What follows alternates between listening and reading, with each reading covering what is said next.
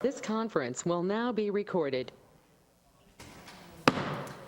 I'm calling to order the June 10th, 2024 meeting of the Auburn Board of Selectmen. This open meeting of the Town of Auburn Select Board is being conducted both in person and remotely, consistent with Chapter 107 of the Acts of 2022, which suspends the requirements of the open meeting law to have all open meetings in a publicly accessible physical location. Further, all members of public bodies are allowed to participate remotely as long as reasonable public access is afforded so that the public can follow along with the deliberations of the meeting. For the public to join the meeting remotely by telephone, dial 408-651-3123 with access code 235-235-861. Or the public can join via computer at global.gotomeeting.com/join/235-235-861. All supporting materials that have been provided to members of this body are available on the town's website. The public is encouraged to follow along using the posted agenda. Please note this meeting is being recorded by Auburn Cable Television. Is there anyone in the audience that is also recording? Seeing none, we need to move into executive session. I make a motion that we go into executive session. Is there a second? Second. This is a roll call vote. Mr. Crane? Yes. Mr. Chambers? Yes. Ms. Kavanaugh? Yes. The chair is a yes as well. Open meeting may have a detrimental effect on the negotiating position of the public body relative to the collective bargaining with the DPW union, and the board will reconvene in open session following executive session. Okay.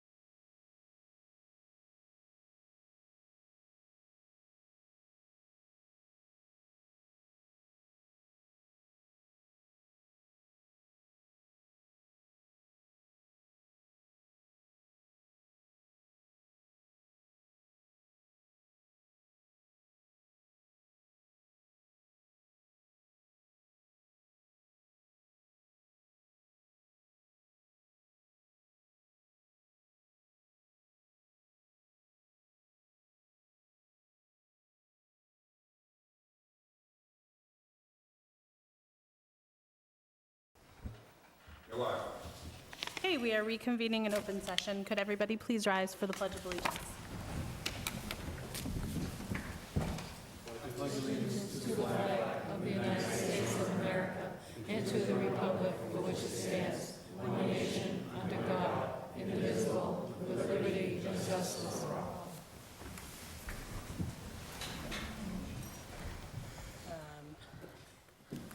So we have some people signed up for public comment. Mr. Daly, did you want to now?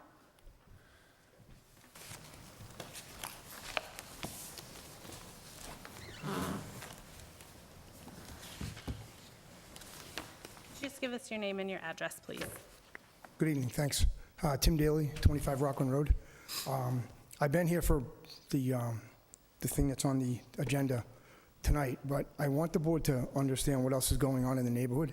At 47 Rockland Road, we have a tenant that's in there with no permits, and he's running 20 to 30 trucks a day up and down the street. It's going to be a recycling plant, supposedly. It's been a warehouse for 30 years, and they're talking about making it a recyclable plant. So what's happening right now is cans come in, they load them, the crusher doesn't work because they don't have any permits, so then they're reloading the trucks and they're taking them someplace else. So we have constant traffic. Supposedly the hours are 8 to 5, or 7 to 5 rather, excuse me, Monday through Friday, and Saturday 8 to 12.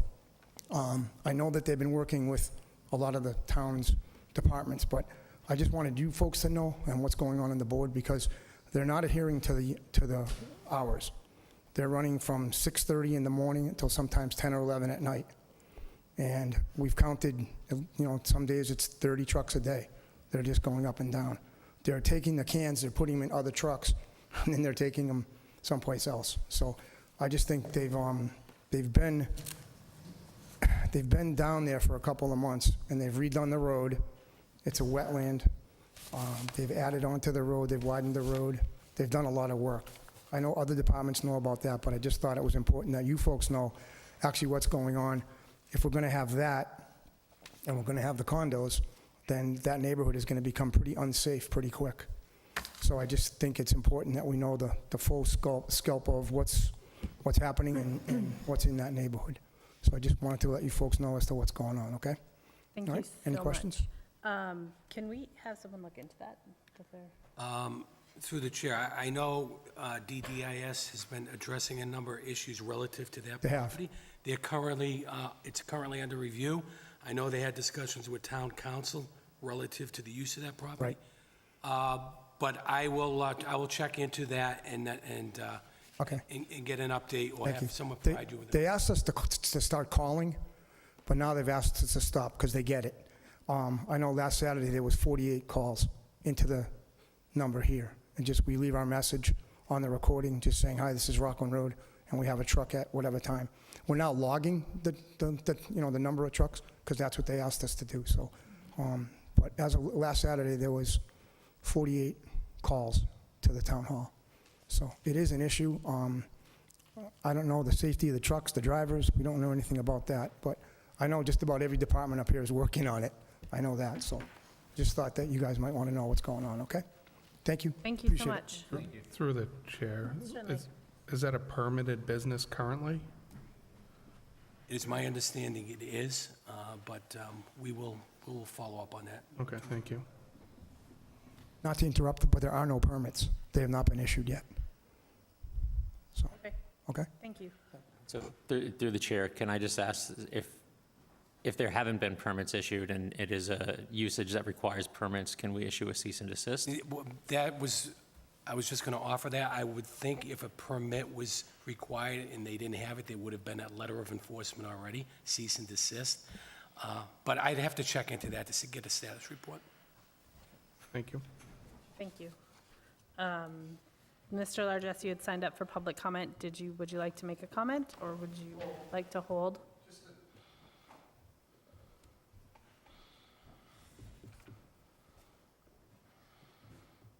Yes, Danny Largis, 39 Perry Place.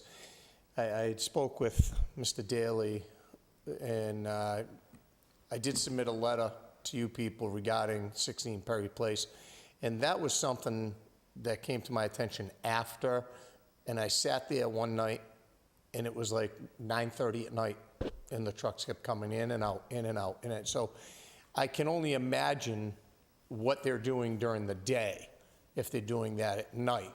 So that might be another point to put in the letter to the state, is that we now have a industrial area with tractor trailers in and out all day.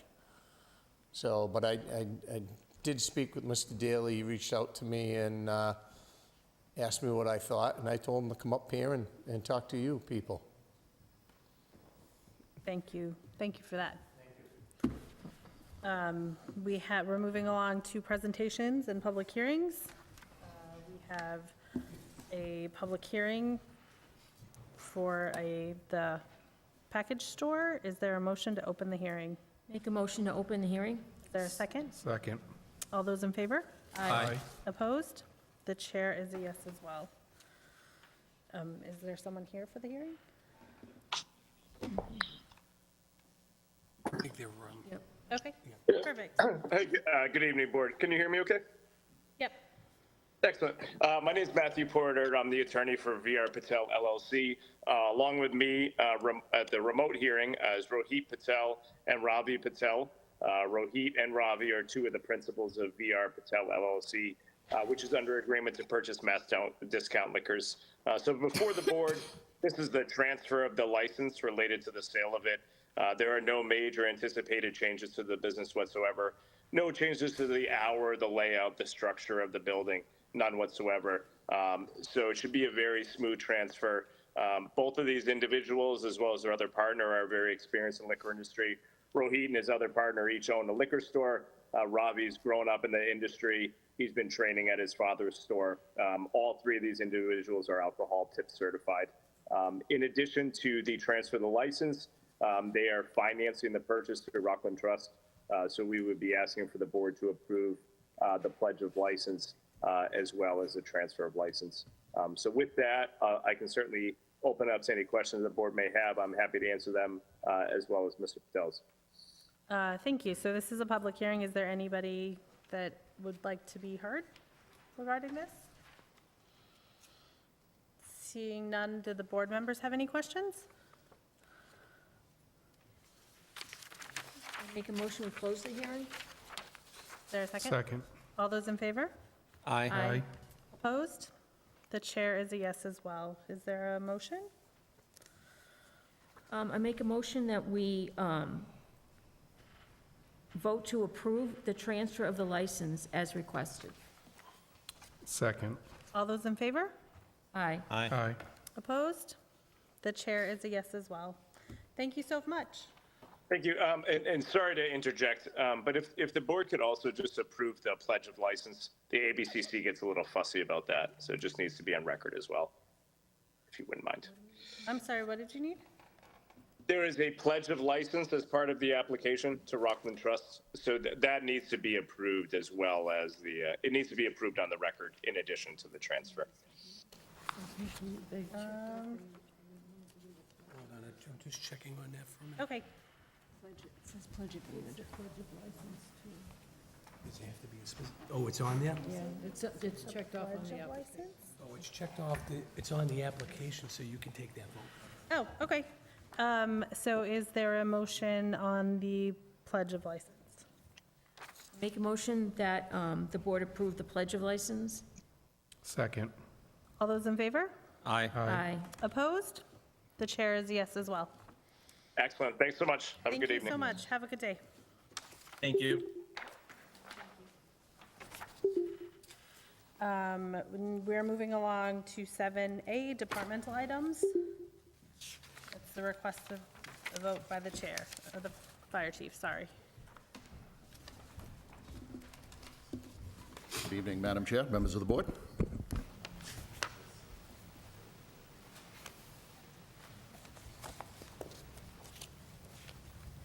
Board members have any, this is a continuation from the last meeting. Do board members have any questions? I know we said there were some questions that were submitted.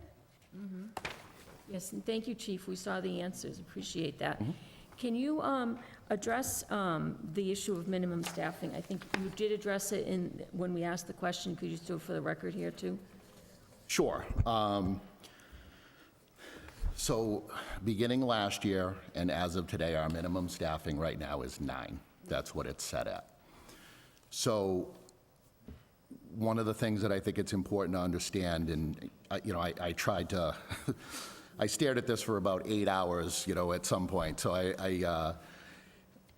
one of the things that I want to make clear is that there is no intention operationally that we would even be in a position to, as people retired, just say, we're not going to hire a firefighter.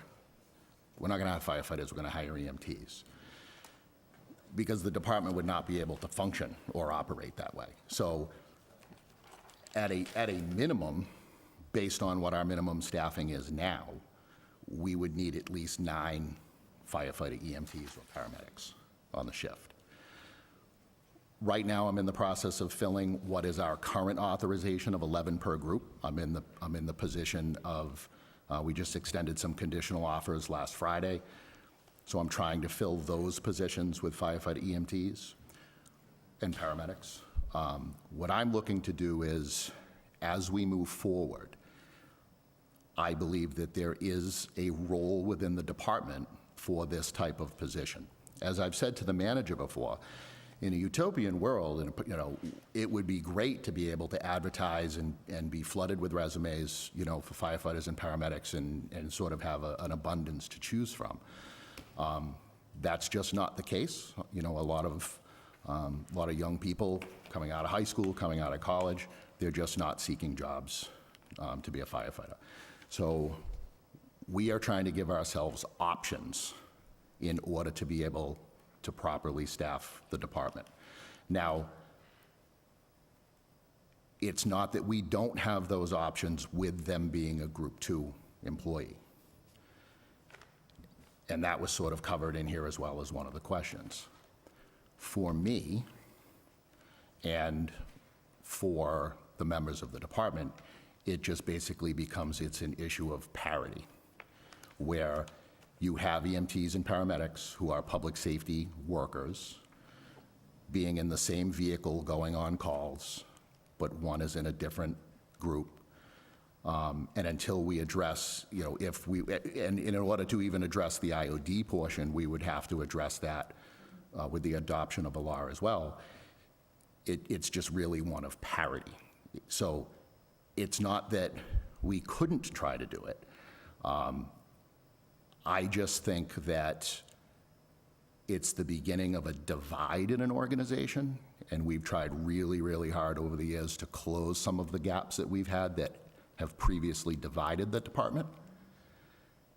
And this, to me, is just one of those areas where it could potentially open up again.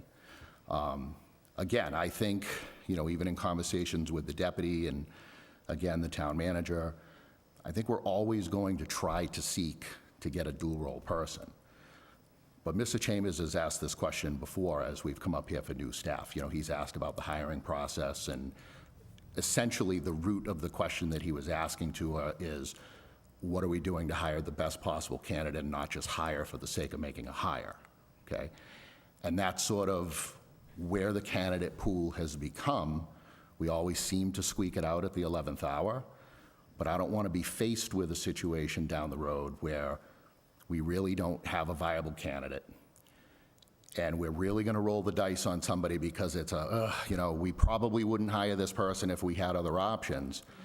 I would rather be able to have a plan B to go to say, okay, if it fit into this situation where we had enough dual-role people and we were able to absorb a single role, maybe that's the route we go. So for me, it's just about options for the future. It's about thinking of alternative ways to staff the department, but also keeping parity amongst the members in mind. Thank you. You're welcome. Through the chair, if you were to look at the best candidate on that and look to offer it, would you consider contingent on becoming the firefighter or whatever license they don't currently have. I know when you're looking at new hires especially, there's contingencies upon completing certain levels of education on that. Is that something that you would consider with this role? So here's where it gets a little more difficult and it becomes somewhat of a contractual issue. Right now, when we hire people with a condition of employment that they become a paramedic, they are already enrolled in paramedic school, which means they're footing the bill for that. It becomes different when we hire a candidate and then once they're in employ of the town to turn around and say, as a condition of employment, we want you to go to paramedic school. Now the town is in a position where we would have to, because we're making it mandatory, pay. That's currently not addressed in the collective bargaining agreement.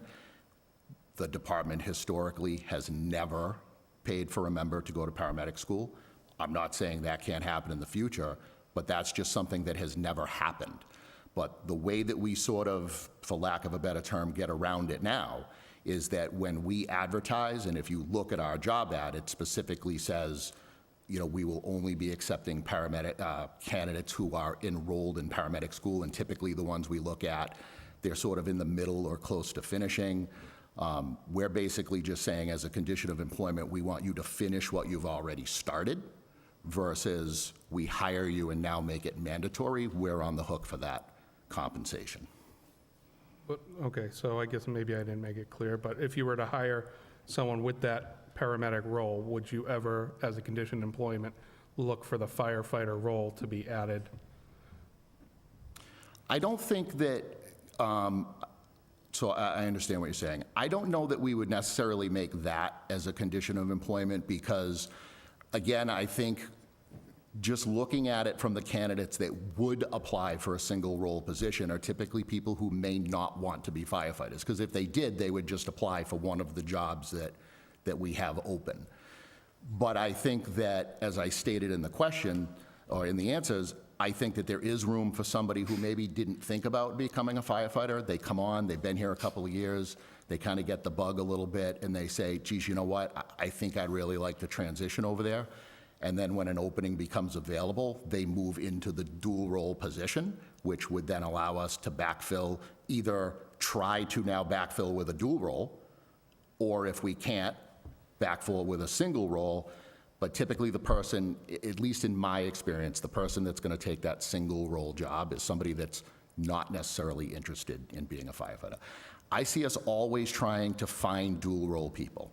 But in the event that we can't find dual role people, as the job market gets tougher, this just gives us an option. Madam Chair, so through the chair, thank you for answering. I know I peppered you with a lot of questions. No, that's okay. Previously. It was very helpful for me. I did have a couple follow-up questions as I was reading that or listening to my colleagues. The first is that, is there a position right now that this would apply to or is thought to apply to in the next year? Because what I'm trying to figure out is if there's no thought right now to transition the staff or the department over to a separate standalone EMS and then a firefighter, EMS, or paramedic, why we're doing this now versus when that is going to actually be contemplated if there's no thought of it right now? So the answer to that question is no, there is not anybody that it's going to affect right now. The reason that we're dealing with it now is because there was a chance that it was going to. But someone internal did take the EMS coordinator's position. If we had to go outside like we did the last time when we filled that position, this would have applied. And I was also asking the board to consider this now because we are in the process of hiring, and we weren't 100% sure that we were going to have enough applicants to fill the 3 current vacant positions that we have. Although we have conditional offers out, it's still pending background investigation, medical physical, PAT exam, and statistically, someone is going to flush out of that process. So There is not an existing employee in the department now that this affects. It was just, again, I'm trying to plan and I'm trying to give myself options as positions, become available.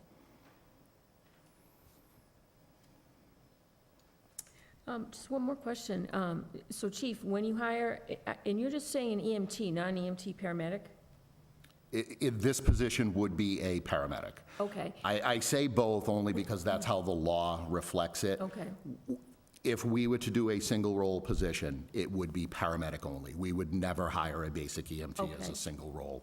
So would those individuals, would that position have a lower starting salary because they're not a firefighter also? I will say, we are currently at the table negotiating with the union, but I would just say conceivably yes, because it's not a dual role position, but that is being discussed currently at the table with the union. To that end, can I just ask, has the rank and file or union leadership been asked their opinion on whether creating a group 4 for everybody is what they would foresee that they want for their members? Yes, I think that, the conversations that I've had with union leadership is that parity with the group 4 would be their preference.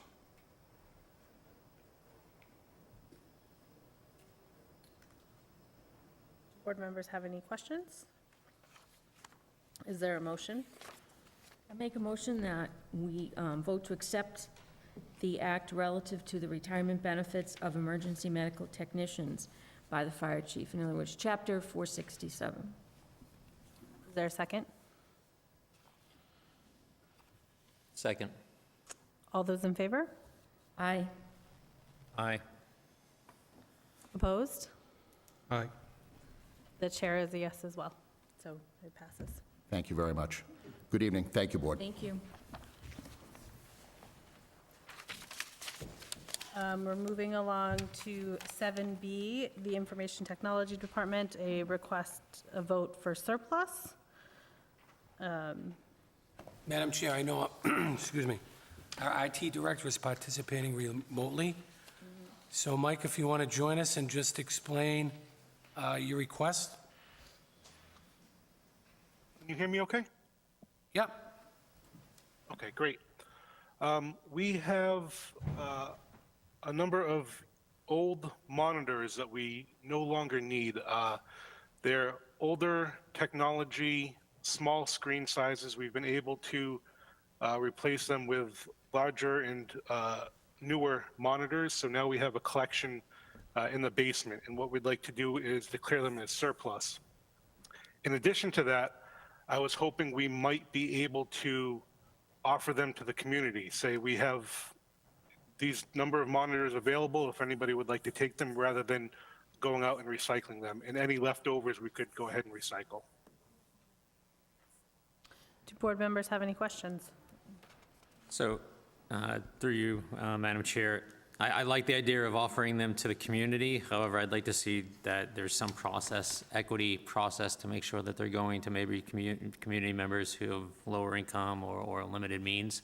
Is there a way to work with Auburn Youth and Family Services to provide the monitors through them to be distributed?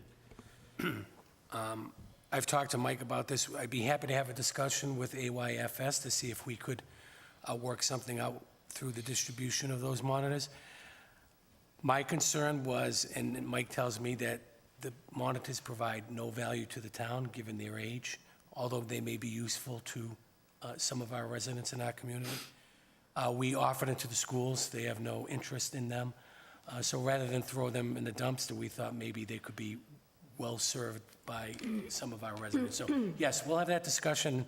Maybe we can come up with a distribution method that would open up the door for those individuals in true need of equipment such as this. Are there any other questions? Is there a quantity? It says a number of. I don't know what we're actually voting yes. on. Sorry, I have, I counted them up. We have 51 monitors currently. Thank you. And Mike, what are the age of those monitors? At least 10 years. Okay, thank you. Are there any other questions? Yep, so with the idea of gifting them, the town has no responsibility after that. They are electronics. If they get plugged in and cause other damage, we are completely severable from that, correct? Yeah, we would be exempt from that, and we could put a disclaimer on that. Okay. But the board would need to vote to declare this surplus. That will allow us then to have this discussion with AYFS. Before that, are there any other questions? Is there a motion? I make a motion that the board vote to declare surplus property for the 51 monitors that Mike has mentioned. Second. All those in favor? Aye. Opposed? The chair is a yes as well. Great, Thank you. thank you. So moving along to number 8, communications, we have none. There are select board general items. We have a common victrolas license for the new owners of Friendlies. Are they on the call? They don't have to be on the call. Yes, hi, good evening. Hi. My name is John Janeth. Thank you, Madam Chair and Board of Selectmen. I also have 2 Director of Operations with me as well, Andrea Bergeron and Mike Smollett. Great. Do board members have any questions? I do not. Is there a motion? I make a motion that the board approve the license, provided that all applicable requirements of the state and town and any of its departments, boards, and commissions have been fulfilled. Said license is subject to all the conditions stated upon it. Failure to comply with any and all the conditions shall invalidate the license and render it null and void. Is there a second? All those in favor? Aye. Opposed? The chair is a yes as well. Thank you so much for joining us. You are all set. Thank you. Moving along. Thank you. We are at Select Board General Item B, the Housing Production Plan. Do board members have any questions? Mr. Kazanovich, can you address the benefits to the town for adopting this production plan as referencing 40B projects? So, and I may turn to Adam to identify, he's much more well-versed than I am, but we have a 5-year plan now that kind of sets a roadmap and a guide for the town to follow in terms of a number of housing issues, affordable housing, and things of that nature. It addresses 40B issues as it relates to safe harbor, and I know that the board had some concerns about that. I know Adam called the state. The information we received from the state leads us to believe that those numbers are counted once an occupancy permit certificate is issued as a result of a project being completed. Although there is some uncertainty as to whether or not all of the units are recognized or by building. So that's still kind of unclear, but we know the trigger is occupancy. So in a project like Eastland Partners, where the build-out is over a 2.5-year period, where occupancy permits are going to be issued on a completion basis, we believe that those numbers will be counted once those certificates are issued. I think Emily made a presentation to the board and highlighted the benefits of the housing production plan. Unfortunately, she was unable to make it. We didn't receive any questions from the board other than the safe harbor ones. But Adam is here, and I'm here to answer any questions that the board may have. Board members have any questions? When you say safe harbor, you're talking about the moratorium on? Yes. And that gives us a 2-year waiver to figure out how that production's going. Do we have to file for that? Is that I something think that? we have to file for that, and the state has to process, they have to acknowledge that and send something to us in terms of verification. Good evening. The first step for Safe Harbor is to have a active, approved housing production plan. Without that, there's no talk of safe harbor, we need to have this plan in place first. And then the state certifies the affordable housing. So whenever they certify our housing, then we could talk to them about safe harbor and make sure that that's where we line up. But the first step is to have an active housing plan. And we still, you mentioned we don't have the clarity, it's occupancy, but we're not sure if it's for the whole project or each building. But Correct. if we assume it's each building, do we know when we'll hit our threshold? Not the precise number. We're supposed to have 35 affordable units a year to be safe harbor for 1 year, assuming we have a housing protection plan in place. And I would want to confirm that with the state. The state is the one who would decide if we're meet safe harbor or not. And then if we have 70 units, it would be good for 2 years. And with the Eastland Partners, once one building is fully occupied, if we were to assume that whole building counts towards it, If that's how they certify the project, there's about 30 units per building, give or take. I don't have the exact numbers. There's 326 units total in about 10 or 12 buildings. So and can we look for that safe harbor in an incremental thing, or do we have to wait? Because if we can get 70 units, do we wait for 70, or do we? the state wasn't going to give a specific answer. They weren't clear on any of those details. Regardless, we need the housing plan first anyways. Thank you. Are there additional questions? Is there a motion? I'll make a motion, we adopt the Auburn Housing Production Plan as presented. Second. All those in favor? Aye. Opposed? The chair is a yes as well. Moving along to proclamations and recognitions, we have none. There are some gift acceptances. Is there a motion?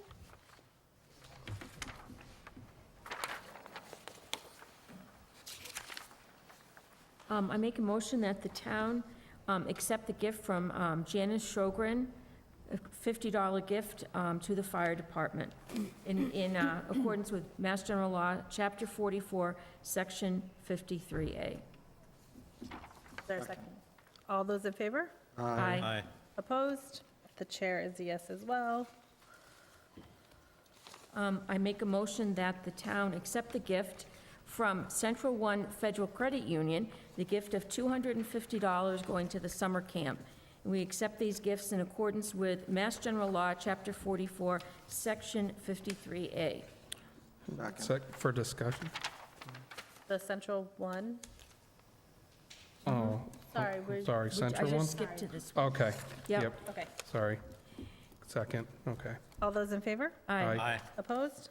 The chair is a yes as well. I make a motion that the town accept a gift from Patricia Maher of approximately $1,300 to be, for a park bench to be installed at Pappas Recreation Complex in memory of her husband, Kevin Maher, and this is in accordance with Mass General Law 44, Section 53A.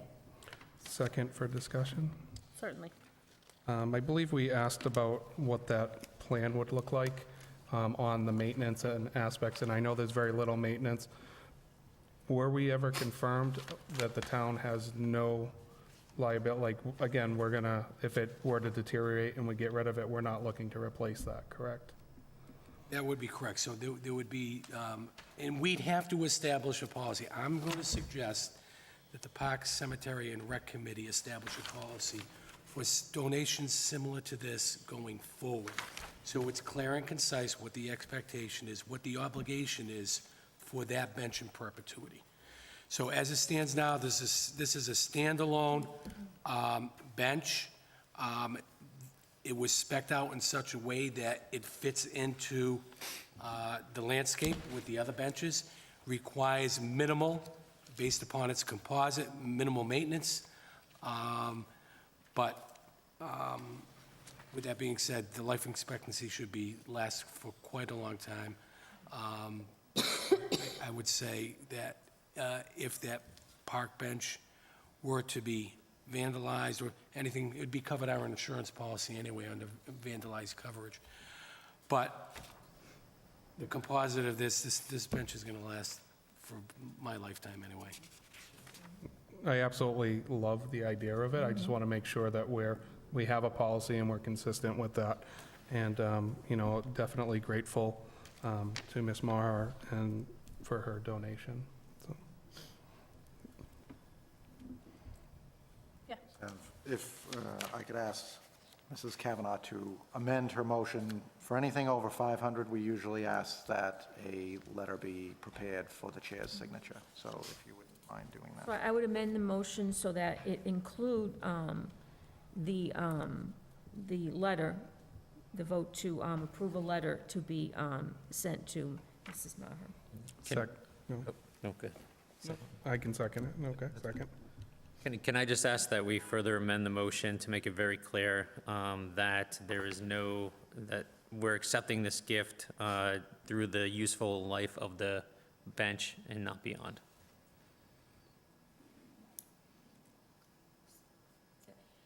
So, why don't you say it?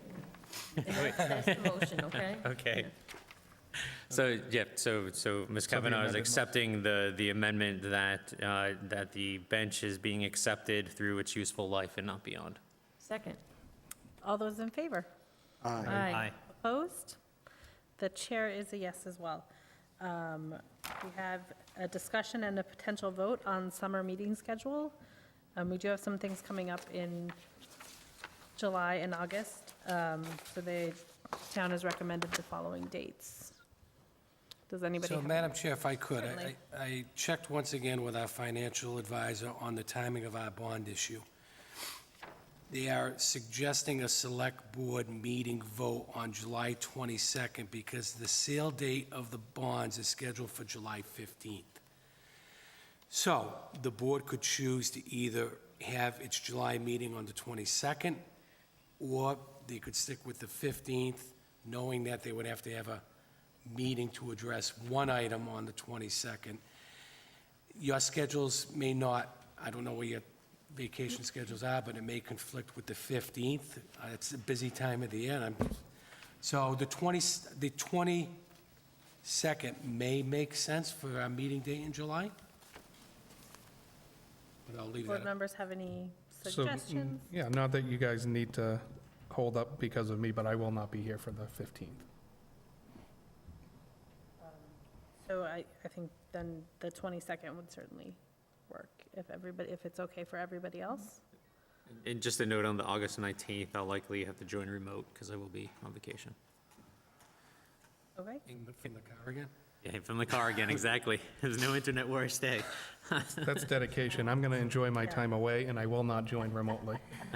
And can I just ask, is this in addition to a second June meeting?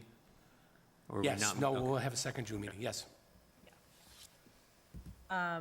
So is there a motion? Make a motion that we hold 2 summer meetings, one on Monday, July the 22nd, and one on Monday, August 19th, and we are subject to a call of the chair if there is any urgent business that needs to be done. Second. All those in favor? Aye. Opposed? The chair is a yes as well, so those summer meetings are set. We have the selection for members for the wage theft subcommittee. Do board members have any questions or comments? So my only question is, have we advertised for community members yet? No, so And when do we anticipate? Yeah, I think we wanted to wait until the board was reorganized. I think that was my recollection. Now that it has, I think the discussion needs to be, and I don't recall if they set the composition of the committee with so many community members, board members. I don't think we established how many committee members there would be. I think we discussed makeup of certain groups being included on it, but not necessarily how many of each. Yeah, or attempting to get a broad range of community members from different professional backgrounds. So would we like to advertise for members and see what we get back before we set a specific number? Did we want I think- someone designated from the BOS to serve on that committee? Do we want one from the Finance Committee, one from the Board of Selectmen, and the rest community members, or? I would like to see us have somebody from the Chamber of Commerce or somebody from the business community who might have an interest in that. I think it's really important that we have both sides of the equation discussed. So can we make a motion for a committee to advertise for 5 to 7, with one or two being from the select board, one being from the finance committee, if we think that's appropriate? I just want to make sure that we're moving forward on this. Seems like going on forever. Would we advertise, we would advertise for, do you want a total of 5 to 7 members? I think a total of 5 to 7. Hopefully, we get a wide range of candidates that have the background we're looking for, and then that way we can go up to 7. So, And if not, we have the fallback that we can settle on 5. okay, and then, but in addition to that, you want one from the Finance Committee, one from the Board of Selectmen? I think in addition to that, yes. Okay. Or it can be 2 from the Board of Selectmen, if there's more. To be honest, I'm interested in serving, as a person that brought this forward. But if there's another member, I think, just from the naming committee, it helped to have 2 board members organizing. Make a motion that we advertise for the positions, community members, and strongly recommend that we have a member of the Chamber of Commerce or someone from the business community who would have some knowledge of this. 1 or 2 from finance, depending on what they would like, and 1 or 2 from this board. And we would advertise 5 to 7 members, if that's not too much. Purposes of defining and establishing a bylaw, correct? No, for the Not a purpose policy? of addressing wage theft in Auburn. It does not have to be a bylaw. So it could be a policy, it could be a bylaw. It was my recollection that I thought there was a suggestion that this go to town meeting. So the initial concept and belief was that recommendation was for a bylaw that got voted by the board but did not go anywhere. And then when we had our conversations here, when I brought it up again, we were talking about a bylaw, but it was brought up that there are other avenues that it could be a select board policy, it could be a bylaw, and we wanted to give flexibility to that committee to decide what worked best for Auburn, even if they recommend nothing come forward. So it could be a bylaw, or it could be a select board policy. Or it could just be a recommendation for contract language. Standard contract language to be inserted in any contract so that we know or the people bidding for the work knows what is expected of them. Was that a motion? That is my motion. Is there a second? Second. All those in favor? Aye. Aye. Aye. Opposed? The chair is a yes as well. We're moving on to 10, Madam Chair, 10A is going to be push to the next meeting. postponed. Yep, so 10B, I'm going to hand this over to you, Mr. Kazanovich. So I believe at the last meeting, we presented a draft letter to Mass Housing. There were some minor edits made to that as a result of some dates. In addition, I've included in the packet a one-page letter I received from the neighbors addressing their concerns. I noted that as an additional attachment in the letter to Mass Housing. That has been provided to you. So we will need the board to vote this draft, it's presented as a draft, it will be converted to a signed document upon approval by the Board of Selectmen. I'd make that motion. Are there any questions? No, I think it Okay. was very well done. That doesn't mean others don't have questions. Mr. Largess asked to be heard on this, so I'm going to allow him to come up.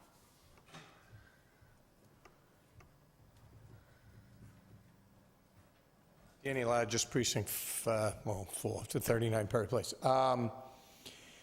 Again, I'd like to see if, with the investigation of 47 Rockland Road, that be added into that. I did not drown you people with the 96 flood pitches that I have. I was sending them directly to the state, along with another letter he asked me to do. In the meeting that we had down there, he told me to feel free and gave me his card and said, submit it to the town and submit any other information. So I do have, I think it's 96 letters of how bad the flooding gets, and it's right up to the road. And again, Mr. Daly had brought up the point with the tractor trailers and the box trucks zooming in and out of there.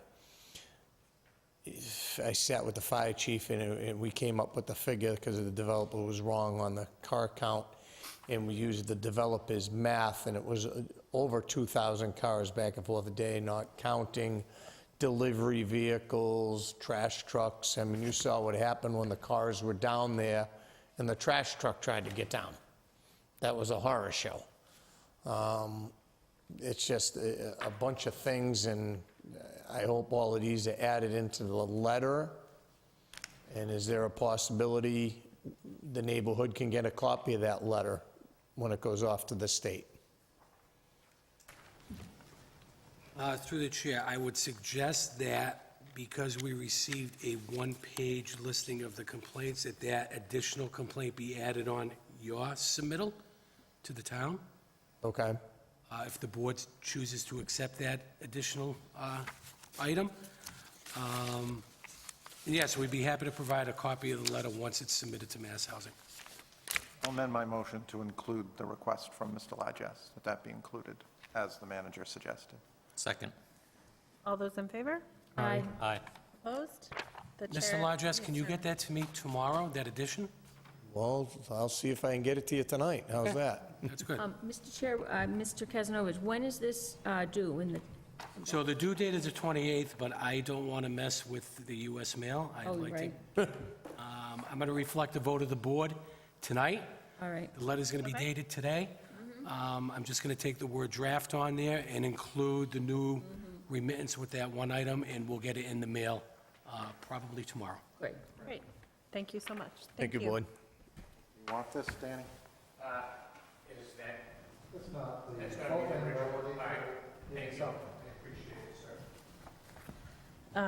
Moving along to number 11, we have no table items. We do have 2 member items for discussion and potential votes. I think both of these were for Mr. Carpenter, so I will allow you to explain. I always like to be allowed to explain. So at last meeting, you know, I know we've been very good about moving items up, but the president of the Friends of the Auburn Public Library sat here through, you know, a good 2 hours of the meeting. And it just seems like, and as I was walking in, I saw a troop of Boy Scouts walking out. And it just seems like those agenda items are very quick. If we could just create, like we did with the departments, right after public comment, let them get in, say what they need to say, and let them move on with their day, I think it would be a great improvement. And then we wouldn't have to sit here and say, oh, who's in the audience? We would already have slotted them on the agenda. Board members have any questions? Do we always know who is going to be in the audience for community organizations? We do, because they're applying for a license or they're applying for something, a fundraiser. I guess in the case of the Scouts tonight, they were just here to observe and didn't have an Right. agenda item. But typically, we will know if they're asking for an agenda item. Right, yeah, when they're doing their can drives or their yard sales like they did in, over Memorial Day weekend, we knew that they were coming. I mean, when they're just coming to observe for their badges, if they want to be on, I mean, that's great, but if they don't, and they just want to observe, but I just think it makes it much easier for those folks. You know, we had the night at the races, folks from St. Joseph's, we've had any number of scouts, we have the women's club for the duck race. It would just make it a lot, I think it would make it more manageable. So that's why I'm asking for that. Can I just ask one question? I know that, so in this meeting agenda, we have public hearings, and I know that public hearings under state law have to be advertised at a specific time. Does it make sense to, like we did with the departmental items, to put it after any public hearings, since public hearings have to be advertised for a specific time? So if there's no public hearings, it would go public comments, community organization, department items. If there is a public hearing, public hearings would go first, and then the community organizations and department items. We can certainly slot the public hearings after this. I mean, it's pretty quick. It's just somebody deciding, is the public meeting at 7:15 or at 7:30? I mean, it's not, or in our case, 6:45 and 7 o'clock. It really shouldn't be a difficult thing. These guys are going to be in here, they're going to be in it now quickly. To sit through some of these public hearings, they're going to be here for another 2 hours. That defeats the purpose. I'm supportive of moving, of putting them specifically on here. I just want to make sure that we're not getting ourselves in any trouble with the fact that if you advertise a public hearing for a certain time, you cannot start it before that certain time under state law. So, through the chair, I do think right now they're listed at 6 o'clock, and they're not individually, so each one will get pushed back depending on the previous one. So I think if they're still listed at 6 o'clock, it doesn't matter. I mean, we don't say 6:05 and hold the Pledge of Allegiance for it, so I think we still should be good. We can always start a public meeting late. I mean, 3 of us served on the planning board. I don't think we started, I know Oxford used to literally stop a hearing and start a hearing and then go back to the first hearing. I certainly don't want us to adopt that silly practice. It's, anytime I've ever, I mean, I've served on a lot of land use boards, you just slot it in, you can always start them late. It's not a big deal. And this isn't going to take, I mean, we, on average, have 1 a night. It's a 5-minute, 10-minute thing. So if they start at 6:45, it shouldn't be a problem, or whatever time the board decides to do it. Like I said, I'm supportive. I just want to make sure we don't run risk of causing unintended consequences with our timing and what we put on here for public hearings. I will miss the audience if they have an opportunity to leave earlier, but Well, they're welcome to stay. They just- I am supportive of that as well. Is there a motion then? I would make a motion that we adopt a change to the agenda and create a community organization section that will follow the first public comment. Second. All those in favor? Aye. Opposed? The chair is a yes as well. Moving along to 12B, a motion and potential vote. Yeah, so, you know, we've had now 3 local initiative petitions, and we definitely don't have a policy. And I think from a staff standpoint, from a resident standpoint, from a board standpoint, it just makes sense that we create a working group to try and come up with a LIP agreement. I have done some research. Some are current, some are very current, some are not current, but it would be helpful if we created this committee, and not a committee, but a working group, and try to get that taken care of, so that, obviously, it will come back to the board, because it would be a board policy, to make sure that it would meet what people would like. Members have any questions? I think it's a good idea, Dan, to do this, especially now that we have our housing production plan, which gives us some, a little bit of power when it comes to these 40B projects. All right, at least we can address it. So it's a good idea. So just to be clear, we're asking the town manager to create a staff-appointed working group to develop a policy to bring before the board. No, it will be a working group comprised of board members and staff members. We need to see it from both perspectives. Okay, so who is doing the appointing? It's a working group. So I take it So- as so- the manager and DDISA, we want X person there on the working group. We get together and we say, who would like to volunteer? Actually, The only exemption in open meeting law to working groups are staff-appointed working groups that can consult the staff that, under their normal authority, would be advising the board. You cannot create a working group that can meet outside of the open meeting law and subvert that, just because we want to not hold. So either we're creating a committee that is being appointed and is going to create a policy that can then be brought to the board, and they're going to notice their meetings, and they're going to be held publicly, or we're going to have staff appoint a working group. And we can ask them to include these members, but we cannot mandate it. And then he's doing so under his authority as town manager to bring policies forward. I want to make sure that we're not getting ourselves in trouble with another open meeting law issue, because I don't want to have to go to do another training.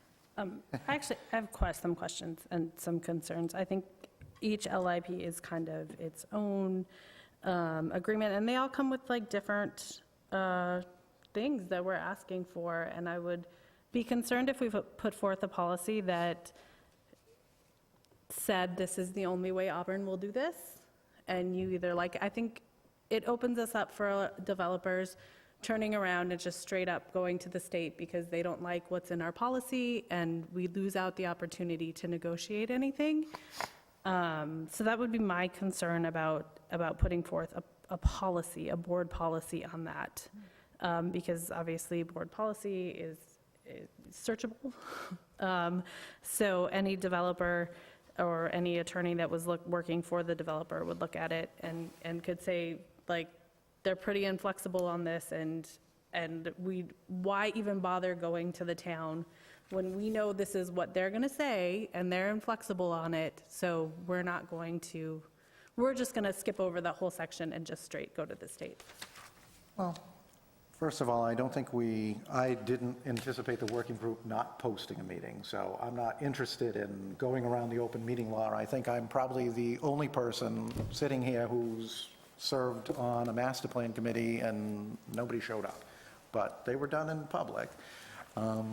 So I'm not looking for us to get into an open meeting law violation, but I don't think it's really a committee. I think it's a working group. And as for, being too tough, being not tough, we haven't even had a meeting yet. So I don't want to predetermine what people are going to do. What I can tell you from looking at what other communities do, they don't say, you will do this, but you won't do that. You can't do this, but you will do that. They do specify preferences. And again, it's a policy. We don't want it to be secret. The whole purpose of developing a policy is so that they know what to expect. And it's also for the board to know what to expect when they come in. Because frankly, I've been through 3 of them, and none of them look the same, and I don't think that's a good thing. When Eastland Partners came in, we had 3 or 4 public meetings. When Wallace Ave came in, we decided 1. I don't think we should just be willy-nilly deciding how many meetings we have. I think these are very important. The residents need to be heard, and we are elected to kind of listen to them. So, I certainly take to heart anybody's comments, but I'm certainly not looking to decide one way or the other, and it's going to come back to the board. So if it's not a good policy or the board doesn't like what's written, you change it. We're not delegating it to this working group committee, whatever we want to call it, and say, hands off. We're looking to create it, but if people still have questions, we can certainly hold it to the next meeting, and I'm willing to talk or hear ideas how we can do it differently. I'm not hard and fast on any which way. I just think we need the staff input, and I think we need board's input. I chose these particular boards because they were in a lot of the proposals that are already adopted. So, that's why I chose those. That doesn't mean that's the only boards we can keep. We can certainly, I'd like to see somebody from the chamber or the business community as well on this committee, so that they can give us the builder perspective of what is reasonable, what isn't reasonable. I don't think it should just be a group of electeds and staff members deciding. I think we want to have a broad basis of a committee. But I'm happy to hold it if people are concerned or they have other things they want to bring up, and we can certainly continue the discussion. So, Mr. Yeah, go ahead. If I may suggest, I would prefer to have a discussion with CMRPC, with Adam, to see what other communities, how they formed a working group or a committee to address something similar to what you're asking. At least that will give us a sense as to what the composition is, who's made up of that, is it an internal group, is it a committee, is it whatever. Give us an opportunity to fish the pond and see, what other communities are doing. And maybe that can offer some guidance for the board. Yeah, that sounds excellent. Thank you for the suggestion. So I do think everything is different. Every project's going to be different, but they still fall within certain parameters. And I think, again, if we're looking to address the parameters in general, and then each one can get worked through on an individual basis. But we have seen, traffic concerns, and those things are very consistent. So, even if it's a guideline of saying, hey, we should look at these items, I think it will help. And then the consistency to maintain. And then I think the negotiation happens after those items have been discussed or addressed. And I think having one meeting and not having all the information probably doesn't help the community as well. So if there were some parameters around it, and again, I hate to say more than one meeting, but if these items are discussed at that meeting, at least it had an opportunity to be raised. And I think that's what I would envision, a working group to create some sort of guidelines or policy, if you will, around that. I understand the concerns by the chair. I mean, if the policy or whatever it is has developed, suggests that a comprehensive traffic study be done in advance and provided to the town, the developers may not want to jump through that hoop in advance of knowing whether or not an LIP is going to be considered or approved. And to that extent, they may take a shortcut and say, we're going directly to the state, we don't want the expense, we don't want... Not knowing how that's going to be forged could create some concerns and issues. Well, I think we create committees or working groups so that we can work through these problems. Sitting here and throwing dots at what could happen, what might happen, what they might do, We spent a year negotiating with a guy on Perry Place, and he walked away. So we had no policy then. We didn't get the result we wanted. Let's not predetermine, just like on the wage theft, let's not predetermine what the outcome is. Let's investigate it and come up, let's look at what the other community, I think your idea with CMRPC is great. But again, we've had 3 of these. There's other open land that, is up for sale. And I, for one, don't want to be sitting here saying, well, what can we ask for? What can't we ask for? What do we want to do? Every board, any land use board, has policies. The town has policies. We have a general bylaw, we have a regular bylaw. People don't like that we only allow 4 pets, but town meeting voted for it. So, we're not gonna get acclamation from every developer who walks in the door. Some are going to prefer to go the direct route because that suits their purposes. Other people want to work with us. I think the Wallace Ave guy has been pretty outstanding with how he's worked with us, so I'm very glad of that. But again, I don't want us to get mired down in details because that's why we're creating the working group, to try and figure it out. And if at the end of the day the board decides they don't want the policy or they think the policy is too strict, guess what? We can vote it down. That's what we do. So just let's not create all the goblins out of the closet before we've even started anything. And I think it would be better for the staff, it's going to be better for the board, and it's going to be better for the residents. And I think, my big push for this is I want the residents to have a good experience. I want it to look and feel relatively the same no matter what it is. Every development is different. Anybody who served on a land use board knows that. But as you say, Mr. Chambers, there are commonalities. Traffic is always going to be brought up. Watch a planning board meeting. If you want to put up a hot dog stand, the first thing that people are concerned about is how much traffic. And then you get a traffic engineer and he tells you 50% automatically is pass-by traffic. You don't even have to worry about it. But I think this is a worthwhile thing, but let's investigate it. I think CMRPC is a good idea. I appreciate everybody's concerns. But So, would you like a vote for us to take it to CMRPC, or? I proffered that as an option. Certainly, I'll take the board's guidance on that. That may offer some interesting suggestions, so. So I'll make a motion to hold this item to allow the town manager time to investigate and have those discussions with CMRPC and bring back to us the framework for what other communities have done that will allow us to pursue this. Can I request a friendly amendment that it be by the August meeting? Because I don't want this to slide into the abyss. You're being nicer than I am. I was going to do by the July meeting. Well, then I'm happy to do I'll make that it too. by the July 22nd meeting. Give us about a month and I will second a that. couple weeks. All those in favor? Aye. Opposed? The chair is a yes as well. We're moving to our second set of public comments. Is there anybody signed up? Did we grab the sheet? Dan was signed up. And he's already left. Okay. We'll just check to make sure. Just Dan? Okay. There are meeting minutes from the April 29th in our packets. Are there any corrections? Seeing none, I will accept them as read. We would just need a motion for adjournment. So moved. Is there a second? Seconded. All those in favor? Aye. Opposed? There is a yes as well. We are adjourned.